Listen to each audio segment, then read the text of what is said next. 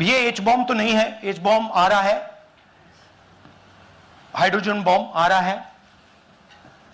ये एक और उदाहरण है वोट चोरी का। पिछली बार मैंने आपको एडिशंस के बारे में बताया था, ये हम आपको डिलीशंस के बारे में दिखा रहे हैं, और सबूत के साथ हम आपको दिखाएंगे कि ये जो डिलीशंस हुए हैं ये सेंट्रलाइज तरीके से कॉल सेंटर के प्रयोग करके, सॉफ्टवेयर के प्रयोग करके किए गए हैं।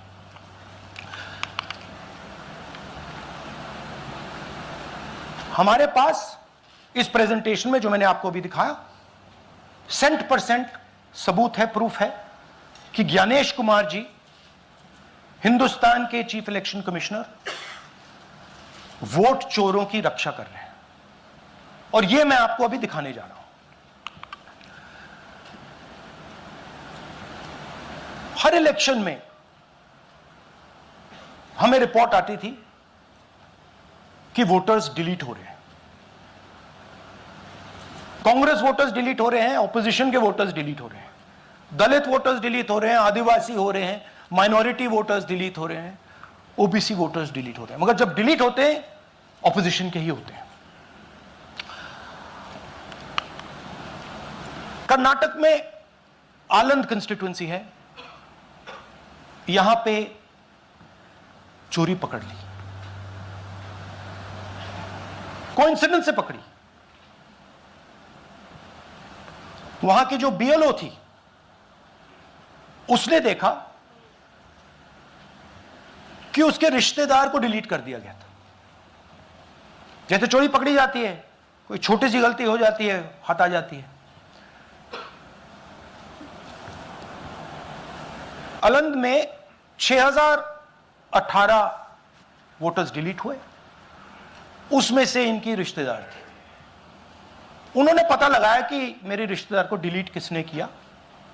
पता लगा कि पड़ोसी ने रिश्तेदार को डिलीट किया। बीएलओ ने जाके पड़ोसी से पूछा कि भाई आपने मेरे रिश्तेदार को क्यों डिलीट किया? पड़ोसी ने कहा मैंने तो नहीं किया। बीएलओ सस्पिशियस हो गई, शक पड़ा, उसने प्रोसेस चालू कर दी।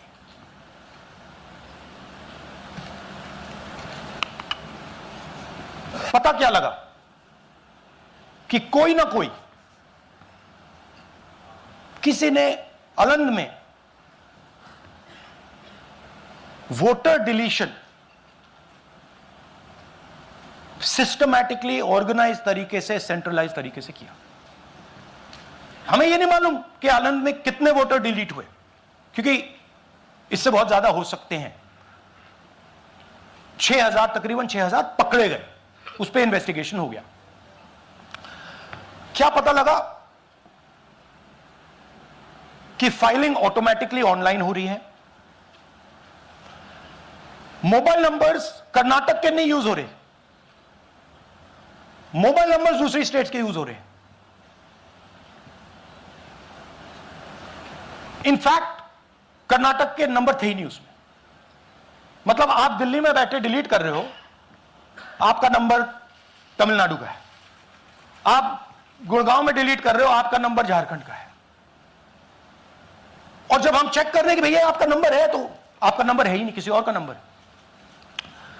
और टारगेट करके कांग्रेस वोटर्स को डिलीट किया गया। ये गोदाबाई जी हैं, इनके नाम पर 12 वोटर्स डिलीट किए गए। इनको मालूम ही नहीं, इनको पता ही नहीं कि इन्होंने 12 वोटर्स डिलीट किए। दिखाइए जरा। ಇಲೆಕ್ಷನ್ ಟೈಮ್ ಈಗ ये इनका वीडियो है। ನಾ ಅರ್ಜಿ ಹಾಕಿಲ್ಲ, ನನಗೆ ಅದಕ್ಕೆ ಸಂಬಂಧ ಇಲ್ಲ। ಅದು ಯಾರು ಹೊಟ್ಟಿ ಕಿಚ್ಚಿಗೆ ಯಾರು ಏನ ಹಾಕ್ಯಾರ ಅನ್ನೋದು ನನಗೆ ಗೊತ್ತಾಗಿಲ್ಲ। तो इनको आइडिया नहीं है कि इन्होंने वोटर्स डिलीट कर दिए।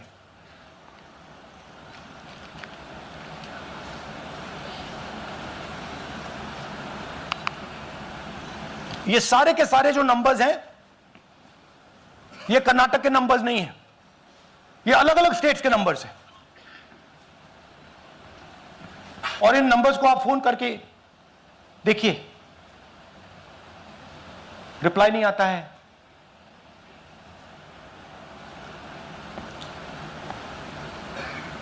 तो सवाल यह है कि किसके नंबर्स हैं, ये किसने ऑपरेट किए, जब इन्होंने ऑपरेट किए ये कहां थे, आईपी एड्रेस क्या था, ओटीपी कैसे जनरेट हुआ, कहां गया, यह सवाल है। यह दूसरा उदाहरण, सूर्यकांत जी जो अभी स्टेज पे आए थे, इन्होंने 12 वोटर्स को 14 मिनट में डिलीट कर दिया। आप फॉर्म भरने की कोशिश कीजिए, डिलीशन फॉर्म भरने की कोशिश कीजिए, देखिए। और जब हमने इनसे पूछा कि भैया आपने ये कैसे किया, वो कहते हैं मैंने तो नहीं किया, मैं तो जानता ही नहीं हूं।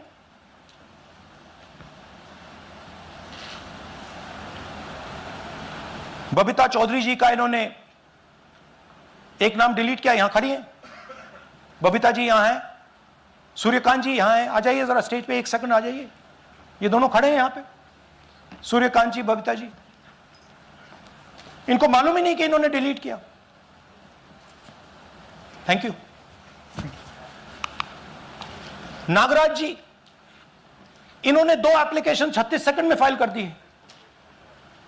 और मजे की बात देखिए, ये 4 बजे सुबह उठ के फाइल कर रहे हैं। पता नहीं क्या हुआ, 4 बजे सुबह कहा कि भैया मैं 2 वोटर को डिलीट करूंगा, और कितने 36 सेकंड में डिलीट कर दिए, फिर सो गए।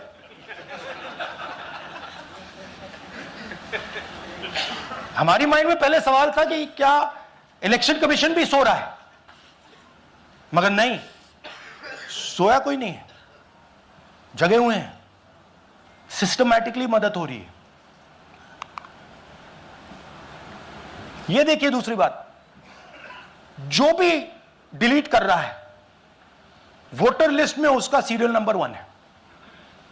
मतलब जो भी वोटर लिस्ट में पहले नंबर पे आता है वही डिलीट कर रहा है। 5वें नंबर वाला, 7वें नंबर वाला, 10वें वाला कोई नहीं कर रहा।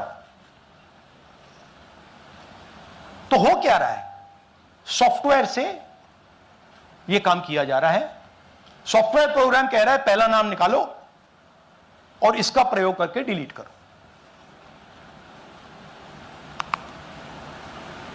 टारगेटेड डिलीशंस हो रहे हैं। कांग्रेस पार्टी पर आनंद में अटैक किया, टॉप 10 बूथ्स जहां सबसे ज्यादा कांग्रेस की स्ट्रेंथ थी वहां टारगेट किया, और 2018 में पिछले इलेक्शन में 10 में से 8 बूथ कांग्रेस पार्टी जीती थी,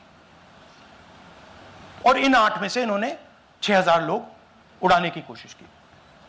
ये कोइंसिडेंस नहीं था, ये प्लान था, और ये सेंट्रलाइज तरीके से किया जा रहा है। अब मैंने बहुत बड़ी बात बोली, चीफ इलेक्शन कमीशन के बारे में मैंने बोला कि यह व्यक्ति वोट चोरों की रक्षा कर रहा है। जो भी मैं यहां बोल रहा हूं 100% प्रूफ के साथ, सबूत के साथ बोल रहा हूं, और मैं अभी आपको दिखाना चाहता हूं कि मैं ये शब्द क्यों बोल रहा हूं और किस बेसिस पे बोल रहा हूं। आपको अपनी आंखों से ये दिखेगा। कर्नाटका सीआईडी ने केस चालू किया कि वोटर कौन है, ये फोन किसके हैं, ये आईपी एड्रेस क्या है, ओटीपी कहां गया, इन चीजों के बारे में इन्वेस्टिगेशन शुरू होती है। कर्नाटक सीआईडी ने हिंदुस्तान के इलेक्शन कमीशन को 18 चिट्ठियां लिखी हैं। हमें आप ये इंफॉर्मेशन दीजिए, बिल्कुल क्लियर है, डेस्टिनेशन आईपी दीजिए, डिवाइस डेस्टिनेशन पोर्ट दीजिए, ओटीपी ट्रेल दीजिए, फोन नंबर्स दीजिए, फोन नंबर्स के मालिकों के नाम दीजिए। क्लियरली पूछा है, नो आंसर। 18 चिट्ठी CID Karnataka, no answer from chief election commissioner, no answer from election commission. Timeline देखिए,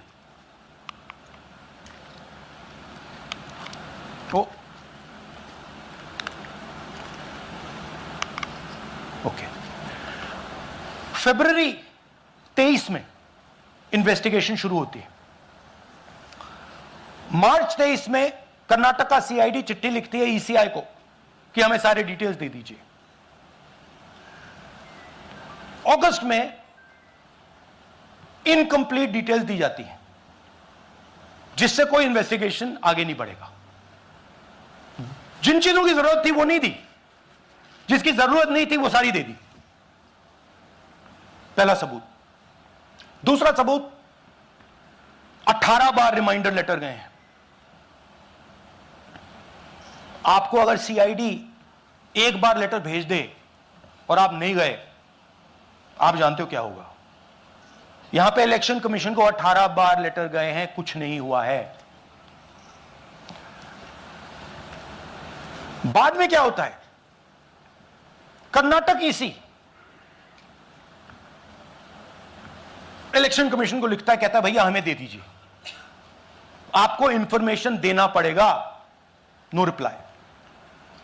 मार्च 25 में आखिरी लेटर सितंबर में गया है, कुछ ही दिन पहले। No reply from EC. यह है सबूत कि ज्ञानेश कुमार जी वोट चोरों की रक्षा कर रहे हैं, और यह ब्लैक एंड व्हाइट सबूत है, इसमें कोई कंफ्यूजन नहीं है कहीं।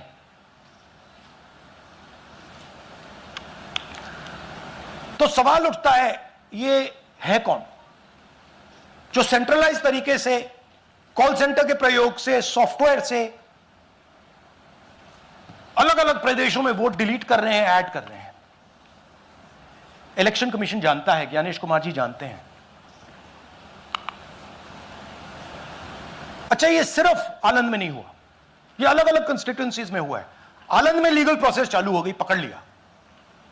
यहां महाराष्ट्र में उसी मोडस ऑपरेंडी से, उसी सिस्टम से यहां पे वोट ऐड हुए हैं। आनंद में डिलीट, रजौरा में एडिशन। 6850। आपको याद होगा पिछले प्रेजेंटेशन में मैंने आपको नाम दिखाए थे, ये देखिए वही नाम यहां है। वही सिस्टम महाराष्ट्र में चल रहा है जो कर्नाटक में चल रहा था। नाम वैसे ही है, जेडब्ल्यू जेडब्ल्यू जेडब्ल्यू, पता वैसा है, जेडब्ल्यू जेडब्ल्यू, नाम यू ऐसे किसी ने टाइप करके लगा दिया। तो जो ये काम कर रहा है, ये उत्तर प्रदेश में, हरियाणा में, बिहार में, कर्नाटक में, महाराष्ट्र में वही कर रहा है।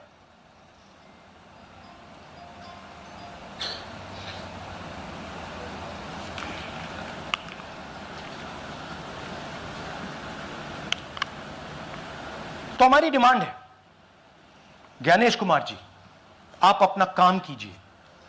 आपने ओथ लिया है, आप हिंदुस्तान के चीफ इलेक्शन कमिश्नर हैं। आपसे कर्नाटक की सीआईडी सबूत मांग रही है।